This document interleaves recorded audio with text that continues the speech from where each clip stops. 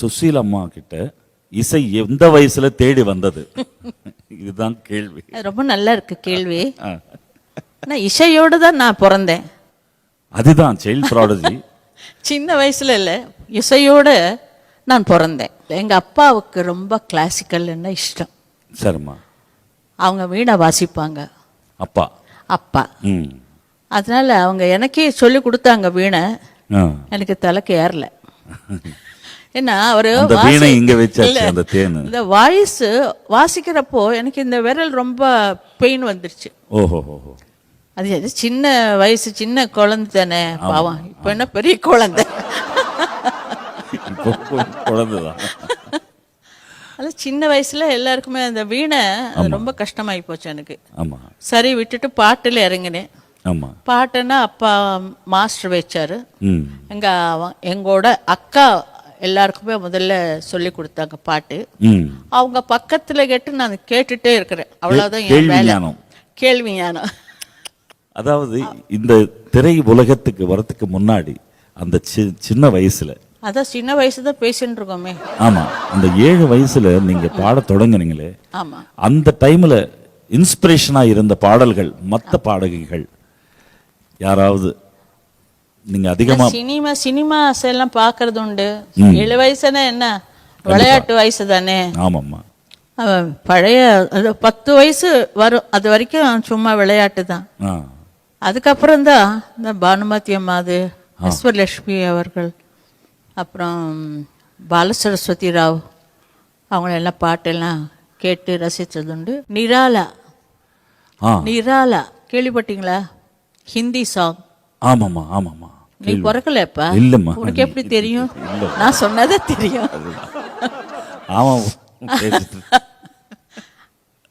நிராலா. ஆனா எங்க அப்பா எனக்கு கிளாசிக்கல் கத்து கொடுக்கணும் ஒரு ரொம்ப ஆசையா இருந்தவர். நான் செல்ல பொண்ணு நானும், அப்பாவுக்கு அம்மாவுக்கு. கண்டிப்பா. ஆனால் நான் தான் நல்ல வீட்டில் சோம்பேறி. ஓகே, சிரிச்சு சொல். வீட்டில் எல்லாருக்கும் சோம்பேறி. ஏதாவது சொன்னா செய்ய மாட்டேன். செய்ய மாட்டாங்க. பாட்டுல என்ன நம்பர் 1. அது போறோம். பாட்டுல நம்பர் 1. அதனாலதான் அப்பா அதுக்கு ஒன்றும் வேலை சொல்லாதப்பா, அது இருக்கட்டும். அம்மா என்ன, அம்மா அது எங்க சுஷீலா சூரிய நமஸ்காரம் பண்ணுது. அவ்வளவு நேரம் தூக்கம், அவ்வளவு நேரம். அது மாதிரி நல்ல தமாஷா வாழ்க்கை தொடங்கிட்டேன். கண்டிப்பா. அதுக்கப்புறம் அந்த ஊருக்கு அதான் அப்பா டிராமா எல்லாம் பார்ப்பாரு. ஊரு விஜயநகரத்துல நிறைய டிராமாஸ் எல்லாம், எல்லாத்துக்கும் என்ன கூட்டிட்டு போவாரு எல்லாம் பாக்குறதுக்கு. ஆமா. அதுக்கப்புறம் யாராவது ஊருக்குள்ள யாராவது வந்தாங்கன்னா ஃபீல்டுல இருந்து அவங்களுக்கு கூப்பிடுவாரு. கூப்பிட்டு என் பொண்ணு பாட்டு கேளுங்க, என் பொண்ணு பாட்டு கேளுங்க சொல்லி வந்தவங்களுக்கு எல்லாம் என் பாட்டு பாடி சொல்லணும். பாட்டு பாடணும். அவங்க கிட்ட உட்காந்து பாடிட்டு நான் துர்ரன்னு வீட்டுக்குள்ள போயிடுவேன்.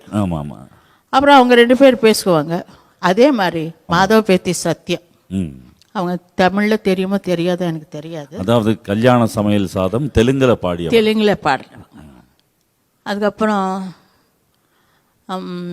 ரேடியோ அன்னையா அக்கையா, பாப்பா மலர், தமிழ்ல பாப்பா மலர்னு சொல்லுவாங்க. அவர் வந்திருந்தார் வீட்டுக்கு. அவருக்கு என் பாட்டு கேட்க பாட சொன்னார் அப்பா.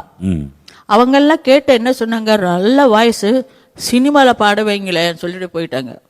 ஓ, உறுதியா அப்பவே. அப்போ அப்பாவுக்கு சினிமான்னா பிடிக்காது. எல்லா வீட்லயும் இருக்கிறது இதுதானே.